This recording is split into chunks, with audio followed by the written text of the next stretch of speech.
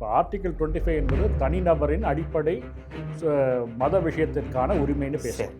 சரி, இந்த தனிநபரின் அடிப்படை உரிமையோட வரம்பு என்ன?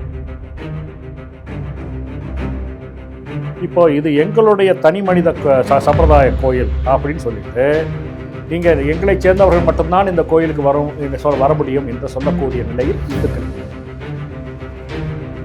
இந்த கான்ஸ்டியூஷன் மொராலிட்டிங்கிறது எப்போ வருது அப்படின்னா, இந்த அரசியல் சட்டம் அந்த குழு அமைத்து என்னெல்லாம் வரணும்னு அவங்க தீர்மானிக்கிறாங்க இல்லையா, கான்ஸ்டியூஷனல் டிபேட்ஸ் தான் வருது. அப்போ அதை அம்பேத்கர் அதை பற்றி பேசியிருக்காரு. அவர் பேசும்போது ஒரு குறுகிய வட்டத்தில் தான் அதை கொண்டு வந்திருக்காரு அம்பேத்கர். நீதியும் போகக்கூடாது, ஒரு நெறிமுறை இருக்க வேண்டும், வையத்துள் வாழ்வாங்கு வாழ்வார்னு தான் சொல்லியிருக்காரு. வாழ்வாங்குங்கிறது ரொம்ப முக்கியம். எப்படி வாழ வேண்டுமோ அப்படி வாழ வேண்டும். ஈதல் அறம் தீவினை விட்டு ஈட்டல் பொருள் காதல் இருவர் கருத்து ஒருமித்து ஆதரவு பட்டதே இன்பம். அந்த ஆதரவுங்கிறது தர்மத்தின் ஆதரவு இருக்க வேண்டும், மற்றவர்களுடைய ஆதரவு இருக்க வேண்டும். லிவிங் டுகெதர்னு அர்த்தம் கிடையாது. அதே மாதிரி ஒரு கிறிஸ்துவ கோயிலில் ஒரு பழக்கம் இருக்குது, வேளாங்கண்ணியில் ஒரு பழக்கம் இருக்குது. இதை ஒரு இந்து போய் கேட்டார்னாக்க, இல்லை நீங்கள் அப்படி செய்யக்கூடாது, இந்த மாதிரி தான் செய்யணும் அப்படின்னு ஏதாவது ஒன்று சொல்கிறாருன்னு வச்சுக்கோங்க. நீங்கள் யார் சார்னா அவங்களும் கேட்பாங்க.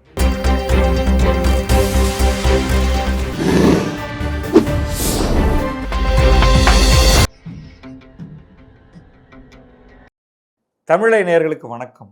நான் பத்ரி சேஷாத்ரி. திரு டி.ஆர். ரமேஷ், ஆலய வழிபடுவோர் சங்கத்தின் தலைவர் வந்திருக்கிறார். பாருங்கள். வணக்கம் ரமேஷ். வணக்கம் சார். ரமேஷ், நீங்கள் உச்சநீதிமன்றம் ரிவ்யூவுக்கு முன்னாடி ஒரு 7 கேள்விகள் தங்களுக்குள்ள reference to a 9 judge bench வினாக்கள் அவங்களே பதிலளிக்க வேண்டிய வினா பண்ணாங்கன்னு ஒரு 7 கேள்வி. நீங்கள் அந்த 7 கேள்வி கொடுத்துருக்கீங்க. நான் அதை படிக்கிறேன். சரி. அதில் டெக்னிக்கல் வார்த்தைகள் நிறையா இருக்கும். நீங்கள் எளிமையான தமிழில் அது ஒவ்வொரு அந்த 7ம் என்னென்ன அப்படிங்கிறத நான் 1 by 1 நான் ஆக்சுவல் டெக்ஸ்ட்டை படிக்கிறேன். நீங்கள் அது தமிழில் நீங்கள் கொஞ்சம் கண்டிப்பாக. ஃபர்ஸ்ட் கேள்வி what is the scope and ambit of right to freedom of religion under article 25 of the constitution of India? இப்போ ஆர்டிகல் 25 என்பது தனிநபரின் அடிப்படை மத விஷயத்திற்கான உரிமைன்னு பேசுகிறேன். சரி. இந்த தனிநபரின் அடிப்படை உரிமையோட வரம்பு என்ன? ஸ்கோப் என்னன்னா, இந்த தனி நபர் உரிமை என்பது எதுவரை செல்லும்? ஓகே. அப்போ குழு உரிமை இருக்கிறது, வேற உரிமைகள்லாம் இருக்கின்றன. இதில் எதெல்லாம் பாதிக்கும், எதுக்கு அடங்கி இருக்கும் என்பதை தீர்மானிக்க வேண்டிய சமயம் வந்துவிட்டதாக உச்சநீதிமன்றம் கருதி இந்த கேள்வியை எழுப்பியிருக்கிறது. முதல் கேள்வியே தனிநபர் மத உரிமை எவ்வளவு? எனக்கு ஒரு 10 உப கேள்வி இருக்கு. ஆனா அந்த 7த்தையும் முடிச்சிருவோம். அதுக்கு பிறகு நான் என்னுடைய சில கேள்விகளை வைக்கிறேன். ரெண்டாவது கேள்வி, what is the interplay between the rights of persons under article 25 of the constitution of India and rights of religious denomination under article 26 of the constitution of India? இப்போ ஆர்டிகல் 26 என்பது ஒரு தனி மத சம்பிரதாயத்தின் உரிமை. ஆர்டிகல் 25 என்பது தனி மனிதன் உரிமை. இது ரெண்டுக்கும் உள்ள தொடர்பு என்ன, போக்குவரவு என்ன? இன்டர்பிளேன்னு சொன்னோம்னாக்க எதுக்கு எப்போ அடங்கும், எதை விட எது பெரிது, எதை விட எப்பொழுது பெரிது, எப்படி பெரிது அப்படின்னா எப்பவுமே, அதாவது 26 என்பது 25க்கு மேல் அப்படின்னு சொல்லிட முடியாது. சில சமயங்களில் 25. ஒரு சிறிய உதாரணம் சொல்றேன். இப்போ இது எங்களுடைய தனி மனித சம்பிரதாய கோயில் அப்படின்னு சொல்லிட்டு நீங்கள் எங்களை சேர்ந்தவர்கள் மட்டும்தான் இந்த கோயிலுக்கு வர முடியும் என்று சொல்லக்கூடிய நிலையில் இந்துக்கள் இல்லை. இப்போ இதில் சொல்லலாம், கிறிஸ்டியானிட்டியில் சொல்லலாம், நாங்கள் ப்ராட்டஸ்டன்ட் சர்ச்சு, மற்றவங்க வரக்கூடாது, அதாவது கேத்தலிக்ஸ் வரக்கூடாதுன்னு சொல்லலாம். சொல்கிற நடைமுறை இருக்கிறது. இப்போ ஒரு ப்ராட்டஸ்டன்ட் போய் கேத்தலிக் சர்ச்சில் என்னோட பையனுக்கு பேப்டிசம் பண்ணுங்க அப்படின்னு கேட்க மாட்டாங்க. ஆனால் நீங்க ஒரு சைவருடைய கோவில்ல ஒரு வைஷ்ணவர் போகலாம், அர்ச்சனை செய்யுங்கன்னு சொல்லலாம், எல்லாம். ஆனா நான் எங்காலும் தான் அங்க அர்ச்சனை பண்ணணும்லாம் சொல்ல முடியாது. அது சொல்ற வழக்கம் இல்லை. இது இன்டர்பிளேங்கும் போது ஒரு சிறிய உதாரணம் தான். வேற போக்குவரவுலாம் இருக்குது. சரி. மூன்றாவது கேள்வி, whether the rights of a religious denomination under article 26 of the Constitution of India are subject to other provisions of Part 3 of the Constitution of India apart from public order, morality and health. இது வந்து ரொம்ப சட்டப்பூர்வமான கேள்வி. ம். இது ஏன் வருது அப்படிங்கிறதும் இந்த சபரிமலையோட ஒட்டி நம்ம பார்க்கலாம். இவந்தோ இது சபரிமலை ரெவ்யூ இல்லைன்னு சொல்லிட்டோம். இருந்தாலும் ஒரு தனி சம்பிரதாயம் என்பது இந்த வேறு உரிமைகள்லாம் இருக்குது இல்லையா, பார்ட் 3 ஆஃப் த கான்ஸ்டியூஷனுங்கிறது அடிப்படை உரிமைகளை பற்றி பேசக்கூடியது. சரி. நமக்கு வந்து ஆர்டிகல் 21 லைஃப் டு லிபர்ட்டி, அது அப்புறம் நீங்கள் வந்து எந்த ப்ரொஃபஷனை வேணாலும் ஃபாலோ பண்ணலாம், சொத்து உரிமை இருந்தது, அதை இந்திரா காந்தி எடுத்துட்டாங்க. அப்புறம் பேச்சுரிமை, அப்புறம் பாகுபாடு செய்யப்படக்கூடாது என்ற உரிமை. சரி. அரசு வேலைகளில் இந்த பிரிவுகளால் ஜாதியோ மதமோ பெண் ஆண் என்ற பிரிவோ அதனால் பாதிக்கப்படக்கூடாது என்கின்ற உரிமை. சரி. அப்புறம் 17 வந்து அன்டச்சபிலிட்டின்னு ஒரு உரிமை இருக்குது. தீண்டாமை பார்க்கப்படக்கூடாது என்ற ஒரு அடிப்படை உரிமை இருக்கிறது. சரி. இதுக்கெல்லாம் அடங்கியதா அப்படின்னு இப்போ வந்து 25 எடுத்துக்கிட்டிங்கன்னா அந்த ஆர்டிக்கல்லையே subject to other provisions in part 3ன்னு அதுலேயே இருக்குது. ஸோ இன் சென்ஸ் பார்ட் 3 வந்து 25 26 25ல் இருக்குது. ஆனால் 26ல் subject to public order morality and health தான் இருக்குது. பார்ட் 3 இல்லை. அதாவது சரி சரி வெளிப்படையாக சொல்லப்படவில்லை. அப்படி சொல்லப்படாவிட்டாலும் அதற்கு அடங்குமா அப்படின்னு இந்த கேள்வியை இவங்க எழுப்புறாங்க. அதாவது இது நிஜமாவே வந்து சீரியஸ் மேட்டர் தான், ரொம்ப சீரியஸ் மேட்டர் கிடையாது. சட்டம் மிக படித்தவர்கள் விவாதிக்க வேண்டிய விஷயம் நீதிமன்றத்தில். ஆனால் நம்ம தெரிஞ்சுக்க வேண்டிய விஷயம். ஆமாம், ஏன்னா இது வந்து நாளைக்கு நம்மளை பாதிக்க போகுது. சரி. 4வது கேள்வி, what is the scope and extent of the word morality under articles 25 and 26 of the constitution of India and whether it is meant to include constitutional morality? இந்த கான்ஸ்டியூஷனல் மொராலிட்டிங்கிறது எப்போ வருது அப்படின்னா, இந்த அரசியல் சட்டம் அந்த குழு அமைத்து என்னெல்லாம் வரணும்னு அவங்க தீர்மானிக்கிறாங்க இல்லையா, கான்ஸ்டியூஷனல் டிபேட்ஸில் தான் வருது. அப்போ அதை வந்து அம்பேத்கர் அதை பற்றி பேசியிருக்கார். அது பேசும்போது ஒரு குறுகிய வட்டத்தில் தான் அதை கொண்டு வந்திருக்கார் அம்பேத்கர். இதை பற்றி விரிவாக அப்புறம் பேசலாம். ஒரு இது சொல்கிறேன். இந்த கான்ஸ்டியூஷனல் மொராலிட்டிங்கிறது வந்து நம்ம சாதாரணமாக பார்க்கக்கூடிய ஒழுக்கம் அப்படிங்கிற வராது. அதாவது கான்ஸ்டியூஷன் படி ஒரு ஒழுக்கம் அப்படின்னா கான்ஸ்டியூஷனல் போஸ்ட்ல இருக்கிறவங்களுக்கான ஒழுக்கம்னு சொல்லலாம். அது நிச்சயமா சொல்லலாம். அது நிச்சயமா, அதாவது ஒரு பிரசிடென்ட் என்ன பண்ணணும் பண்ணக்கூடாது, அரசு கவர்னர் என்ன பண்ணணும் பண்ணக்கூடாது, பிரைம் மினிஸ்டர்ஸ் சீஃப் மினிஸ்டர்ஸ் என்ன பண்ணணும் பண்ணக்கூடாது, நீதிபதிகளும் வருவாங்க, நீதிபதிகள் என்ன பண்ணணும் பண்ணக்கூடாது. ஆமா, அதுலயும் வருவாங்க. அவங்களுடைய அந்த அதாவது அவங்க செய்கின்ற செயல்பாடுகள் எல்லாமே அரசியல் சட்டத்துக்கு உட்பட்ட செயல்கள். அதை மீறும் போதோ அதை மாற்றி செய்யும் போதோ அந்த கான்ஸ்டியூஷன் மொராலிட்டி அஃபெக்ட் ஆகும். ஆனால் இந்த கான்ஸ்டியூஷன் மொராலிட்டி கோயிலுக்கு பொருந்துமா, சர்ச்சுக்கு பொருந்துமா, மாஸ்க்கு பொருந்துமா, மத வழிபாடுகளுக்கு பொருந்துமா என்பது இந்த அடிப்படை உரிமையிலும் குழு உரிமையிலும் சொல்லப்பட்ட மொராலிட்டி இதுவும் ஒன்றா அப்படின்னு கேட்குறாங்க. சரி. இப்போ நம்ம ஏற்கனவே பேசணும், சுகாதாரங்கிறது பொது சுகாதாரம், சட்டம் ஒழுங்கு என்பது பொது சட்ட ஒழுங்கு. அதே மாதிரி இந்த மொராலிட்டிங்கிறது நம்முடைய வாழ்க்கை நெறிமுறையில் நாம் நினைத்து பார்க்கக்கூடிய விஷயங்கள். இந்த மொராலிட்டிக்கும் கான்ஸ்டியூஷனல் மொராலிட்டிக்கும் வித்தியாசம் இருக்கு. இப்போ நம்ம வந்து ஔவையாரை கூட சொல்றாங்க, நீதி வழுவா நெறிமுறைன்னு சொல்லுவாங்க. சரி. நீதி வழுவா, அதாவது நீதியும் போகக்கூடாது, ஒரு நெறிமுறை இருக்க வேண்டும். வையத்துள் வாழ்வாங்கு வாழ்வார்னு தான் சொல்லியிருக்காரு. வாழ்வாங்குங்கிறது ரொம்ப முக்கியம். எப்படி வாழ வேண்டுமோ அப்படி வாழ வேண்டும், இல்லைங்களா? ஈதல் அறம் தீவினை விட்டு ஈட்டல் பொருள், காதல் இருவர் கருத்து ஒருமித்து ஆதரவு பட்டதே இன்பம். அந்த ஆதரவுங்கிறது தர்மத்தின் ஆதரவு இருக்க வேண்டும், மற்றவருடைய ஆதரவு இருக்க வேண்டும். லிவிங் டுகெதர்னு அர்த்தம் கிடையாது. சரி. அதனால் இந்த மொராலிட்டியும் கான்ஸ்டியூஷன் மொராலிட்டியும் ஒன்றா அப்படிங்கிற கேள்வி. சரி. அடுத்து 5வது கேள்வி, what is the scope and extent of judicial review with regard to a religious practice as referred to in Article 25 of the Constitution of India? சரி, அதாவது ஒரு ரிலிஜியஸ் ப்ராக்டிஸ் அப்படின்னா வழிபாடு தொடர்பான ஒரு விஷயம். அது கோயில் வழிபாடாக இருக்கலாம், வேறு வழிபாடாக இருக்கலாம். இருந்தாலும் எப்பவுமே ஒரு வழிபாட்டு தளத்தில் நடக்கக்கூடிய வழிபாடு தொடர்பாக நீதிமன்றம் எந்த அளவுக்கு அதை விசாரிக்க முடியும், தலையிட முடியும் அப்படிங்கிறதா ஜுடிஷியல் ரிவ்யூ. இதுக்கு வந்து ஒரு சின்ன இது சொல்லிடுறேன். ஒரு ரமணாங்கிற நமக்கு தலைமை நீதிபதியாக இருந்தார். அப்போ அவர்கிட்ட ஒரு ஸ்ரீவாரி தட்டா அப்படின்னு ஒரு வழக்கு வருது. ஸ்ரீவாரி தட்டாங்கிறவர் ஆந்திரா திருமலா திருப்பதியில் சில பூஜைகள் சரியாக நடைபெறவில்லை என்ற ஒரு வழக்கு தொடுக்கிறார். சரி. அது அவருக்கு உயர்நீதிமன்றத்தில் தள்ளுபடியாகி வருது. அவர் வந்து அவரே வழக்கறிஞர் இல்லாமல் அவரே வந்து வாதிடுகிறார். உச்சநீதிமன்றத்துக்கு அந்த வழக்கை எடுத்து செல்கிறார். சரி. அப்போ உச்சநீதிமன்றத்தின் ரமணா நீதிபதி அவர்கள் தலைமையில் இந்த 3 நீதிபதிகள் என்ன சொல்கிறார்கள் என்றால், இதற்கெல்லாம் நீதிமன்றத்தில் எங்களுக்கு எக்ஸ்பர்டீஸ் திறன் கிடையாது.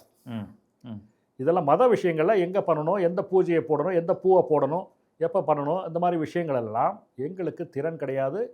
இந்த ரிட் பெட்டிஷனோட ஸ்கோப்பில் இது வராது. புரியுது. ஆனால் நிறைய வழக்கு நம்ம பார்க்குறோம். அது ஒரு இதுலேயே கோயில் விஷயத்திலே வந்து இப்படி பண்ணக்கூடாது, அப்படி பண்ணக்கூடாது, சண்டை போடுறது, இதெல்லாம் நம்ம பார்க்குறோம். இந்த வடகலை தென்கலை கூட இப்போ தமிழ் இருந்தது. புரியுது. இது என்னை பொறுத்த வரையில் ரிட் பெட்டிஷனில் வராது. ரமணா சொன்ன தீர்ப்பும் அதுதான். அவர் நீதிபதி அவர்கள் சொன்ன தீர்ப்பும் அதுதான். இது வந்து ஜுடிஷியல் ரிவ்யூவில் வரத்துக்கான வாய்ப்பு கம்மி அப்படிங்கிறது தான் என்னுடைய அபிப்பிராயம். இருந்தாலும் நீதிமன்றம் இந்த கேள்வியை பட் யாரோ ஒருத்தர் அதுக்கான சொல்யூஷன் கொடுக்கணுமே. அது சிவில் கோர்ட்டுன்னு இருக்கு. சிவில் கோர்ட்டுன்னு போயிட்டு நீங்க ஒரு சிவில் கோர்ட்டுக்கு போயிட்டு திரும்ப அது வந்து அது மேல்முறையீடுகள் அப்போ அது சிவில் கேஸ் தான். ரிட் கேஸ் கிடையாது. ரிட் கிடையாது. சரி, என்ன கிளாசிஃபிகேஷன் கீழே வருதுங்கிறது. ஆமாம் ஆமாம், புரியுது எனக்கு. ஓகே. 6வது கேள்வி. What is the meaning of expression sections of Hindus occurring in article 25(2)B of the constitution of India? இப்போ 25(2)B என்ன செக்ஷன் பார்த்தீங்கன்னா, அது வந்து முழுக்க முழுக்க இந்துக்களை மட்டும் கட்டுப்படுத்துகின்ற ஒரு ஷரத். ஓஹோ. தனிநபர் உரிமைன்னு சொல்லப்பட்டாலும் 25ல் 25(2)B(2)A என்ன சொல்லுதுன்னா, பப்ளிக் ஆர்டர் மொராலிட்டி ஹெல்த்துக்கு உட்பட்டு தான் தனிநபர் உரிமை. சரி. அதே சமயம் ஒரு வழிபாட்டு விஷயத்தில் அதில் வந்து ஃபினான்ஷியல் மேட்டர் இருக்குது, எக்கனாமிக் மேட்டர் இருக்குது, பொலிட்டிக்கல் மேட்டர் இருக்குது. அப்படின்னா அரசு அதை ஒழுங்குபடுத்தவோ அல்ல கட்டுப்படுத்தவோ முடியும், சட்டம் இயற்றி. சரி. இது 25(2)A. இது வந்து can regulate or restrict through legislation. எதை ரெஸ்ட்ரிக்ட் பண்ண முடியும்?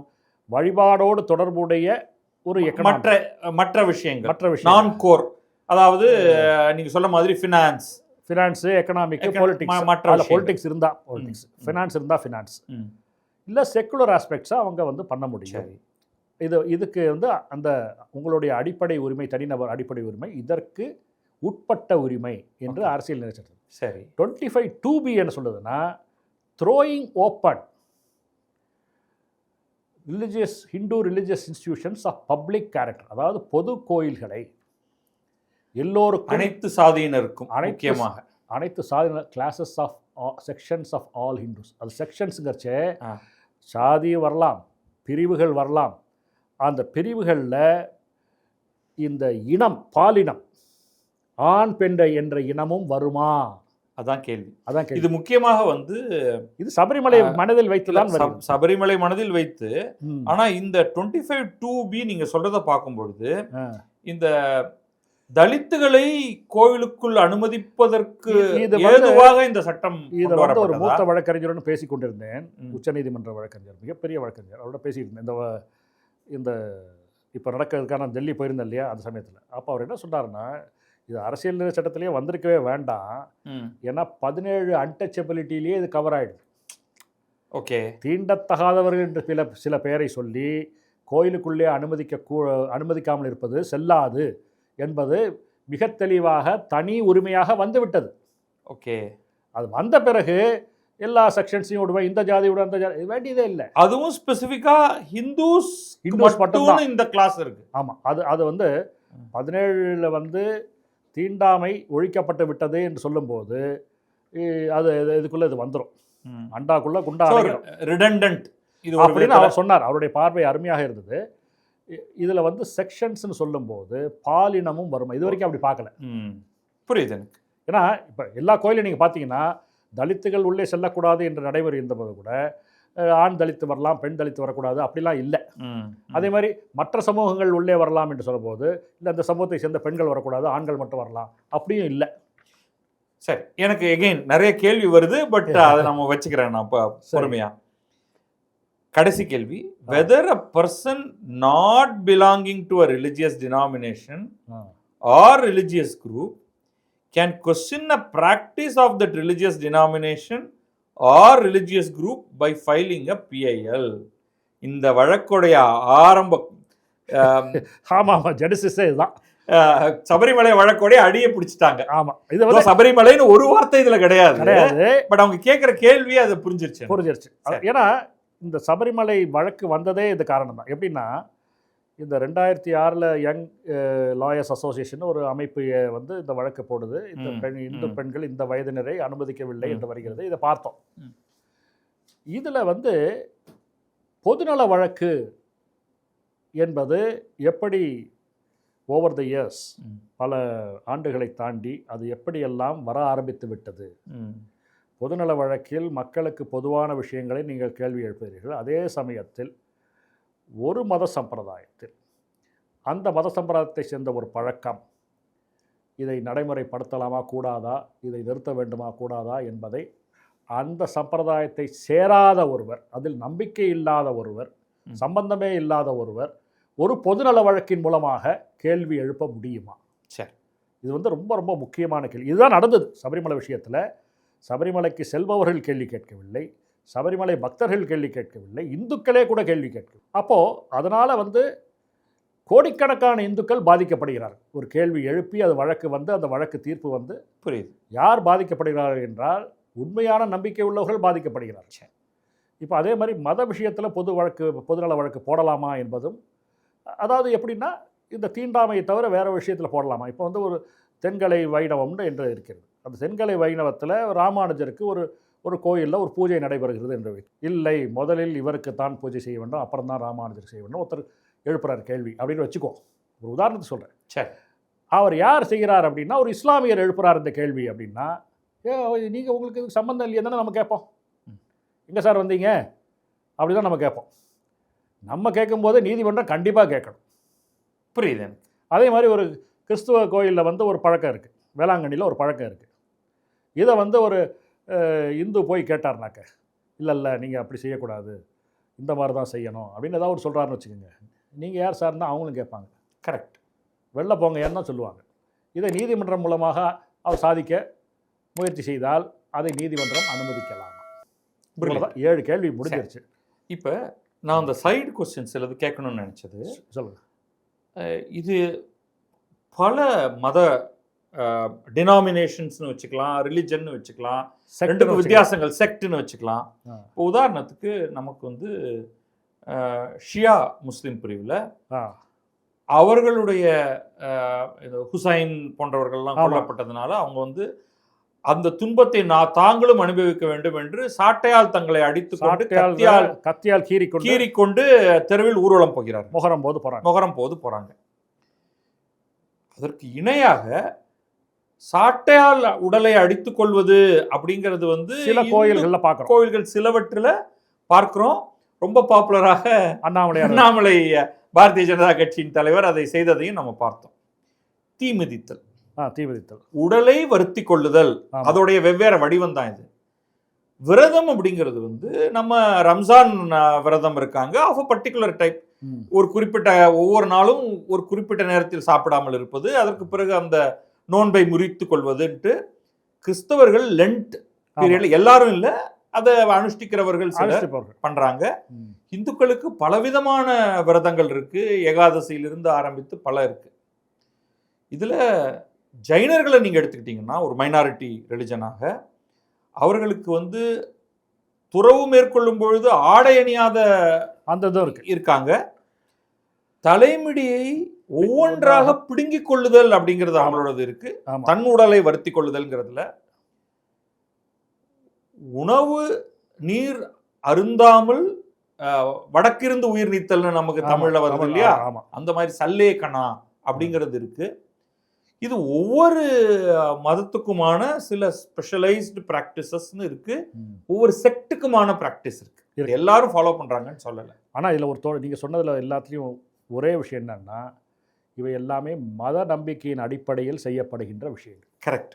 இப்ப இதில் கேள்வி கேட்க யாருக்கு அனுமதி அப்படிங்கிறது தான் நம்ம இங்க கடைசிய ஒரு இதுவாக வருது. நமக்கு பிடிக்காம இருக்கலாம், அது என்னப்பா இது வந்து இப்போ ஃபார் எக்ஸாம்பிள் சூசைடுங்கிறது நம்ம ஊர்ல அலோவ் பண்றது கிடையாது, சட்டத்துக்கு புறம்பானது. ஆனா சல்லேக்கனா அப்படின்னு வரும்பொழுது இட்ஸ் அ ரிலிஜியஸ் பிராக்டிஸ். அது சும்மா ஒருத்தர் வந்து நான் உயிரோட போறேன்னு பண்ணல. அதுக்கான ஒரு சில சட்டதிட்டங்கள், வரைமுறைகள். இதற்கு ராஜஸ்தான் ஹைகோர்ட்டு தடை விதித்து தீர்ப்பு வந்தது. அப்படியா? ஆமா, தீர்ப்பு வந்தது. இது வந்து அலோ பண்ண மாட்டோம். அலோ பண்ண மாட்டோம். இது வந்து பொதுநலனுக்கு விரோதமானது அப்படின்லாம் சொல்லி அவங்க போட்டாங்க. அந்த தீர்ப்பை எதிர்த்து இந்த ஜெயின் சமூகத்தினர் பல்வேறு வழக்குகள் தொடுத்தார்கள். சரி. அந்த பல்வேறு வழக்குகள் எப்படின்னா, ஒரு 30 சீனியர் கவுன்சில்ஸ் சுப்ரீம் கோர்ட்டில் வந்து 2 அப்பீல் பண்ணாங்க. தடை உத்தரவு கொடுத்து விட்டது சுப்ரீம் கோர்ட், இது வரைக்கும் விசாரிக்கல. சரி. இது வந்து பின்புலத்தில் நம்ம ஞாபகத்தில் வச்சுக்கிறோம். அதே மாதிரி ஜெயின் சமூகத்தில் அவங்களுடைய கோயில்கள்ங்கிறத அவங்க சமூகத்தில் தான் போவாங்க. நீங்கள் பார்த்தீங்கன்னா பொதுமக்கள் யாரும் போக மாட்டாங்க. இந்துக்கள், அவங்க இந்துக்களாக பாகுபாடு செய்யப்பட்டாலும், சீக்கியர்கள் இந்துக்களாக பாகுபாடு செய்யப்பட்டாலும், புத்தர்கள் இந்துக்களாக பாகுபாடு செய்யப்பட்டாலும், அவர்களுக்கென்று ஒரு தனி அனுஷ்டானங்கள்லாம் இருக்கின்றன.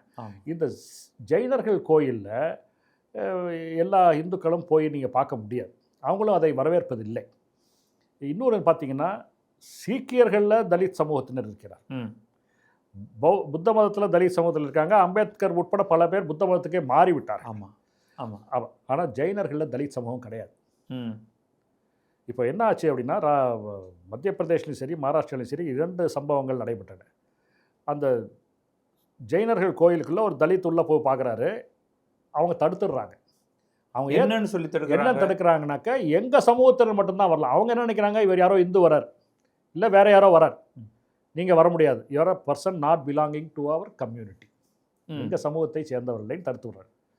அவர் போய் தலித்துங்கிறனால தடுத்துட்டாருன்னு புகார் கொடுத்துறாரு. அதே மாதிரி மத்திய பிரதேசில் நடக்குது. இங்கே வந்து தடுக்கப்பட்ட தலித்து புகார் கொடுக்குறார். இது 2மே நீதிமன்றங்கள் விசாரித்து, இல்லை இது தலித் என்பதற்காக தடுக்கவில்லை, அவர்கள் சமூகத்தில் மட்டும்தான் போக முடியுங்கிற தீர்ப்பும் வந்திருக்கு. ஓஹோ, இது அகைன் நியூஸ் டு மீ. ஆமாம், இது வந்து பிரபலப்படுத்தாத நியூஸு. இது ஒரு வாதமாக வைக்கப்படுகிறது என்று நினைக்கிறேன் சபரிமலையில். ஏன்னா அந்த டினாமினேஷன், அந்த கம்யூனிட்டி சேர்ந்தவங்க எங்கள் கோயில், எங்கள் போய் ஆளுங்கள் தான் வரலாம். இது கிளப்பு மாதிரி, எங்கள் மெம்பர்ஸ் மட்டும்தான் வரலாம். சரி, இது நான் வந்து எதிர்பார்த்தே கேட்கல. இந்த மாதிரியெல்லாம் இல்லை. ஜெயின் சமூகத்தை பற்றி நீங்கள் சொல்லும்போது, அவர்கள் அங்கே தங்கள் மதத்தை அழுத்தமாக பின்பற்றுபவர்கள். எப்படி முஸ்லீம் சமூகத்தில் சில இந்த போரா முஸ்லீம்ஸ் இருக்காங்க, அவங்க பார்த்தீங்கன்னா அவங்க கம்யூனிட்டி லெவலில் தான் இருப்பாங்க. பொதுவாக மற்ற இஸ்லாமியர்களை அவர்கள் சேர்ப்பதில்லை. ஸோ இப்போ போரா முஸ்லீம்களுடைய ஒரு மசூதியில் நான் போராஸ் வந்து வரதில்லை. அதே மாதிரி ஷியா மசூதியில் இவங்க வரமாட்டாங்க, மற்ற இஸ்லாமியர்கள் வரமாட்டாங்க. இதை நீங்கள் இதுலேயே பார்க்கலாம். 1000 லைட்ஸ் தான் ஷியா மாஸ்க் இருக்குது. அங்கே மற்ற சுன்னி முஸ்லீம்ஸ் வந்து போய் வழிபட செய்வாங்க, நீ பார்க்க முடியாது. சரி, இது இருக்குது. அதே மாதிரி இந்த ப்ராட்டஸ்டன்ட்டு கேத்தலிக்கு எல்லாம் சொன்னோம். சரி, சிஎஸ்ஐ சர்ச்சுக்கெல்லாம் கேத்தலிக் போக மாட்டாங்க. ஏதாவது போனாங்கன்னாக்கா எங்கேயாவது ஒரு கல்யாணம் நடந்ததுன்னா அந்த கல்யாணத்தை அட்டன் பண்ணிட்டு வந்துடுவாங்க. கல்யாணத்துக்கு போகிறது அல்லது ஆர்டிஸ்டிக் ரீசன்ஸ்னால போய் வழிபாட்டுக்குன்னு போக மாட்டாங்க. வழிபாட்டுக்கென்று போவதில்லை. புரியுது எனக்கு. ஓகே, ரொம்ப கிளியராக இருக்குது. இப்போ 7, 8, 9 இந்த 3 நாட்கள் இந்த 7 கேள்விகளை அடிப்படையாக வைத்து உச்சநீதிமன்றத்தில் 9 நீதிபதிகள் அடங்கிய அந்த ரெஃபரன்ஸ் கேள்விகளை விசாரிக்கக்கூடிய பெஞ்ச் அமர்ந்தது. நீங்கள் அங்கே போயிருந்தீங்க. ஆமாம். என்ன நடந்தது அங்கே? சரி, இந்த வழக்குக்கு முன்னாடி என்ன பண்ணிட்டாங்கன்னாக்க, 14ஆம் தேதி இந்த வழக்கில் சபரிமலையில் ஏற்கனவே வழக்கு போட்டவர்கள், அதன் பிறகு சீராய்வு மனு போட்டவர்கள், இதை தவிர மத்திய அரசு வருகிறது புதிதாக, வேறு யாராவது ஏதாவது சேரதாக இருந்தாக்க 14 மார்ச் போதே உங்களுடைய எழுத்துப்பூர்வமான வாதங்களை வைத்துவிட வேண்டும் அப்படின்னு சொல்லிட்டாங்க. உச்சநீதிமன்றம் உத்தரவு போட்டாங்க. சரி, அதை மட்டும்தான் நாங்கள் ஏற்றுக்கொள்வோம் என்று வைத்துக் கொண்டார்கள். யார் எழுத்து மூலமாக நீங்கள் கொடுக்குறீங்களோ அவங்கள மட்டும்தான் பேசுவதற்கு அனுமதிக்க பேசுவதற்கு எப்படி அனுமதிக்க போகிறாங்கன்னாக்க, ஓகே நீங்கள் ரிட்டன் சப்மிஷனை எடுங்க, நாங்களும் எடுத்துக்கிறோம், பேசுங்க. நீங்கள் பேசும்போது அந்த ரிட்டன் சப்மிஷனில் எந்த பக்கத்தில் எந்த பேரால என்ன, நீங்கள் புதுசாக எதையும் பேச முடியாது. புதுசாக எதுவும் பேச முடியாது. நீங்கள் என்ன எழுத்துப்பூர்வமாக கொடுத்துருக்கீங்களோ அதை பற்றி மட்டும் வேணால் விளக்கலாம். அதுக்கு ஒவ்வொருத்தருக்கும் ஒவ்வொரு நேரம் கொடுத்துருக்காங்க. சில பேருக்கு 1/2 மணி நேரம், சில பேருக்கு 1 மணி நேரம் கொடுத்துருக்காங்க. இப்போது இந்த நீதிமன்றத்தின் நடைமுறை, அட்வொகேட்ஸ் ஆக்டெல்லாம் நீங்கள் பார்த்தீங்கன்னாக்க எப்படி நடைமுறைன்னா, முதலில் அரசாங்கம் பேசும். அதாவது முக்கியமாக இல்லைன்னா அரசாங்கத்துக்கு எதிராக வழக்கு போட்டிருக்கோன்னா மூத்த வழக்கறிஞர் முதல்ல பேசுவார். சரி, அரசாங்கம், மூத்த வழக்கறிஞர், அதன் பிறகு மற்றவர்கள். சரி, இதுதான் வச்சுருக்காங்க. அப்போது அரசாங்கம் வந்து நாங்கள் முதலில் பேசுகிறோம் என்று சொல்லிவிட்டார்கள். இதில் வந்து இதில் யாரெல்லாம் பேச அனுமதிக்கப்பட்டிருக்கு? அதான் சொல்கிறேன். இதில் வந்து நம்ம அரசாங்கம்னு சொன்னாலே இந்த மாதிரி 9 பேர் வராங்க கான்ஸ்டியூஷன் பெஞ்சில். நம்ம யாரை முதல்ல எதிர்பார்ப்போம்? அட்டார்னி ஜெனரல் ஆஃப் இந்தியாவை எதிர்பார்ப்போம். சரி. அவர் இங்கே காணவே காணும். ம். எனக்கு என்ன தோணுது அப்படின்னா, இவர் அட்டார்னி ஜெனரல் ஆவதற்கு முன்பாக மூத்த வழக்கறிஞராக வெங்கட்ரமணி அவர்கள் மிக மதிக்கப்பட்ட மூத்த வழக்கறிஞராக இருந்தார். அவர் வந்து ஒரு சரத் நாயரா யாரோ ஒரு பார்ட்டி டிவோட்டிக்காக அவர் இந்த ரெவியூ பெட்டிஷனில் வந்திருக்கிறார். அதனால் வரவில்லையா? ஆனால் எப்படி இருந்தாலும் அட்டார்னி ஜெனரல்ங்கிறது ஒரு பெரிய போஸ்ட். நீதிமன்றம் அவரை நிச்சயமாக கேட்கலாம். ஏன்னா கான்ஸ்டியூஷன் மேட்டரில் அவர் ஒரு அத்தாரிட்டி. அவருடைய பார்வை என்ன, அவர் நீதிமன்றத்தை உதவ வேண்டும் என்று அவர்கள் சொல்லலாம். அப்போ அவர் இது வரைக்கும் வரல, இனிமேல் வருவாரான்னு தெரியல. சரி. இப்போ 2 நாள் வந்து வாதிட்டவர் துஷார் மேத்தா. அதை தவிர துஷார் மேத்தா சொலிசிட்டர் ஜெனரல். அதை தவிர இந்த வழக்கில் ஒரு அமிக்கஸ் அப்படின்னு ஒருத்தரை நீதிமன்றத்தை உதவுவதற்காக ஒரு மூத்த வழக்கறிஞரை நீதிமன்றமே நியமித்திருக்கிறது. அவர் பேர் பரமேஸ்வர்னு பேர். அவர் வந்து உச்சநீதிமன்றத்தில் மூத்த வழக்கறிஞராக பணியாற்றுகிறார். சரி. அவர் வந்து கேரளாவை சேர்ந்தவர், கொச்சினில் சேர்ந்தவர் அவர். சரி. அவரை வந்து நியமித்திருக்கிறது. அவர் வந்து அதே மாதிரி நோடல் ஆஃபீஸர் அப்படின்னு ஒருத்தரை போட்டிருக்காங்க. இந்த நோடல் ஆஃபீஸரோட வேலை என்னன்னா, அவங்கவுங்க கொடுக்குற அந்த ரிட்டன் ஆர்கியூமெண்ட்ஸ் எல்லாத்தையும் தொகுத்து சரி ஒழுங்குபடுத்தி, அப்புறம் ஒவ்வொருத்தரும் ரிட்டன் ஆர்கியூமெண்ட்ஸ் கொடுக்கும்போது நான் இந்த தீர்ப்பை சுட்டி காட்டுகிறேன், அந்த தீர்ப்பை சுட்டி காட்டுகிறேன் என்றெல்லாம் போட்டிருப்பாங்க. எல்லாத்தையும் அந்த எல்லா தீர்ப்பையும் ஒன்றா போட்டு தீர்ப்புகள் மட்டுமே 10 வால்யூம் வந்திருக்கு. ஒப்பா, கிட்டத்தட்ட ஒரு 7000-8000 பக்கம் தீர்ப்புகளே வந்திருக்கு. அதுத்தர அவங்கவுங்க எழுதுனது. இதை தவிர ராஜீவ் தவான் என்று சொல்லக்கூடிய ஒரு மூத்த வழக்கறிஞர், பொதுவாக அவரை லெஃப்டிஸ்டாக பார்ப்பாங்க, ஆனால் ரொம்ப அருமையான வாதிடக்கூடியவர். ராஜீவ் தவான் நீதிமன்றத்தில் மிகவும் மதிக்கப்படக்கூடியவர். சரி. அவர் ஒரு குழப்பமே ஏற்படுத்தினார் இந்த விசாரணையின் போது. என்னை முதலில் விசாரிக்க வேண்டும் என்று ஒரு சத்தம் போட்டார் நீதிமன்றத்தில். நீதிமன்றம் பொறுமையாக கேட்டது, ஏன்னா அவ்வளோ மதிக்கப்படுபவர் அவர். அப்போது Tushar Mehta solicitor general argue பண்ணும்போது, இவருக்கு இவ்வளோ நேரம்லாம் கொடுக்குறீங்க, எங்களுக்கெல்லாம் என்ன பண்ணுறீங்க அப்படின்லாம் கேட்டார். அவர் கேள்வியெல்லாம் எழுப்பினார். துஷார் மேத்தா நடுவில் பேச, யூ கீப் குவைட் அப்படின்னாரு. இந்த மாதிரி காரசாரமான விவாதங்கள்லாம் நீதிமன்றத்தில். எதுக்கு சொல்ல வரேன்னா, பல பேர் இதில் ஆர்வம் எடுத்துக்கொண்டு வருகிறார்கள். எதற்காக வருகிறார்கள், என்ன பேச போகிறார்கள் போக தெரியும். ஸோ இப்போ கேரளா அரசு வழக்கறிஞர், கேரளா அரசு ஜெய்தீப் குப்தா என்று வழக்கமாக அவருக்காக, இந்த ஜெய்தீப் குப்தா யார் அப்படின்னா, பத்மநாப சுவாமி கோயிலில் கேரளாஸுக்காக வந்தவர். சரி. கோவில் தரப்புலேருந்து தேவஸ்வம் போர்டுலேருந்து மீண்டும் அபிஷேக் மனு சிங்வி வருகிறார். இப்போ அவரை திருப்பி கொண்டு வந்தாங்க. நடுவில் இதே வந்து கேரளா அரசு நிலைப்பாட்டை மாறி 2019 தேர்தல் தோல்விக்கு பிறகு அதில் அவங்களுக்கு என்ன நினச்சி போச்சுன்னா, ஆஹா, அந்த ஐயப்பன் விஷயத்தில் நம்ம இந்துக்களை நம்ம கொஞ்சம் புறந்தள்ளிட்டோம், சபரிமலையில் வன்முறையை கட்டவிழ்த்து விட்டோம், அதோடைய பாதிப்பு தான் எதுன்னு சொல்லிட்டு சபரிமலை ஆச்சாரத்தை நாங்கள் அனுஷ்டிப்போம்னு சொல்லிட்டாங்க.